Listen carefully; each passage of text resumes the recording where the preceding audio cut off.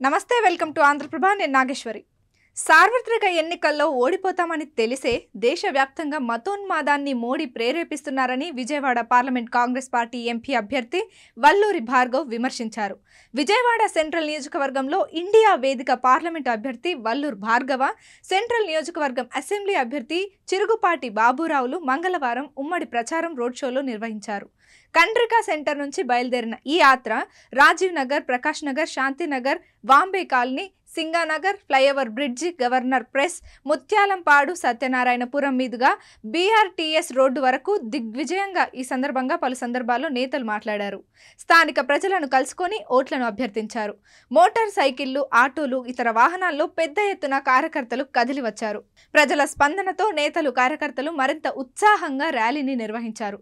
సభలలో వల్లూరి భార్గవ, సిహెచ్ బాబురావుతో పాటు కాంగ్రెస్ నేతలు నరసింహశెట్టి, నరసింహారావు, వి గురునాథం, సిపిఎం నేత దోనెపూడి కాశీనాథ్, సిపిఐ నేత కేవి భాస్కర్రావు మాట్లాడారు. కాంగ్రెస్ నేతలు మాట్లాడుతూ దేశవ్యాప్తంగా మోడీ, బీజేపీ ప్రభుత్వంపై ప్రజల అసంతృప్తి వ్యక్తమవుతోందని, ఎన్నికల్లో పరాజయం తప్పదని, మోడీ మతోన్మాదాన్ని రెచ్చగొడుతున్నారన్నారు. రాజ్యాంగం, ప్రజాస్వామ్యం, లౌకిక తత్వం పరీక్షించాలంటే ఇండియా వేదిక పార్టీలు గెలవాలని, ఇండియా వేదిక గెలిస్తేనే ఆంధ్రప్రదేశ్కి ప్రత్యేక హోదా లభిస్తుందని, రాజధాని అమరావతి నిలబడుతుందని అన్నారు.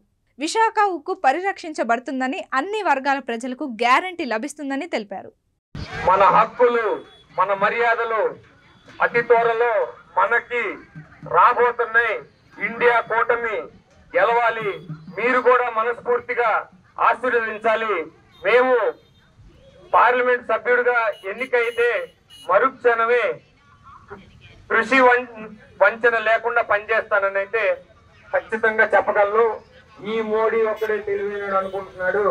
మనం అడుగుతాంది మన హక్కులు, అవి ఎలా తెచ్చుకోవాలో మేము అతి త్వరలో తీసుకొచ్చి చూపిస్తాము. జై కాంగ్రెస్, జై ఇండియా కూటమి.